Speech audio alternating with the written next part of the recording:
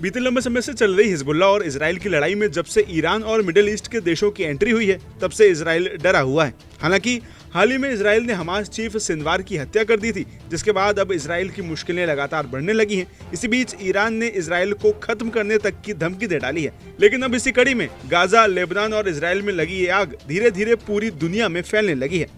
वैसे के साथ ही ब्रिटेन की खुफिया एजेंसी MI6 के एक पूर्व एजेंट ने इस बात का खुलासा किया है। दरअसल एक इंटरनेशनल न्यूज चैनल से बात करते हुए पूर्व एजेंट ने कहा कि मिडिल ईस्ट की स्थिति पूरी दुनिया में आतंकवाद को बढ़ा सकती है। इसी बीच उन्होंने कहा कि फिलिस्तीनी मुद्दे पर बढ़ते गुस्से और गाजा से आती हुई संकट की फुटेज के प्रसार की वजह से इस्लामी आंदोलन मिडिल ईस्ट से पूरी दुनिया में फैल सकता है। साथ ही उन्होंने कहा कि मिडिल ईस्ट की घटनाओं से पूरी दुनिया में आतंकवाद को बढ़ावा मिल सकता है। पूरी दुनिया में लोग हर दिन गाजा से आने वाली हिंसक तस्वीरें देख रहे हैं। इसराइल के कब्जे वाले फिलिस्तीनी क्षेत्रों में हमास और लेबनान में हिजबुल्ला के खिलाफ सैन्य अभियान चला रहा है, जिसकी वजह से हजारों मौतें और लाखों लोग विस्थापित हो चुके हैं। साथ उन्होंने कहा कि फिलिस्तीनी मुद्दे का अंतर्राष्ट्रीय ताकतों की ओर से निपटारा न होना लोगों में नाउम्मीदी की भावना को बढ़ा रहा है, जिससे पूरी दुनिया में एक बार फिर आतंकवाद बढ़ सकता है। इसके साथ ही उन्होंने आगे कहा कि हमास और हिजबुल्ला के पास विदेशों में दशकों पुराना नेटवर्क है। गाजा और लेबनान में कमजोर होने से इनका ध्यान वापस अंतर्राष्ट्रीय आतंकवाद की ओर लौट सकता है। उन्होंने ये भी कहा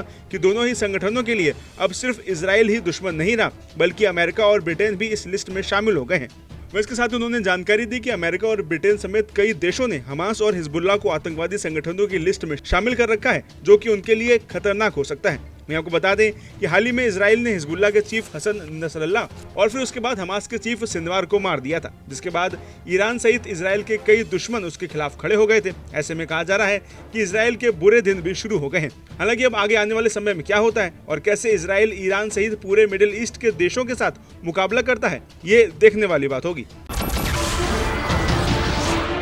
नमस्कार, मैं हूं मानक गुप्ता।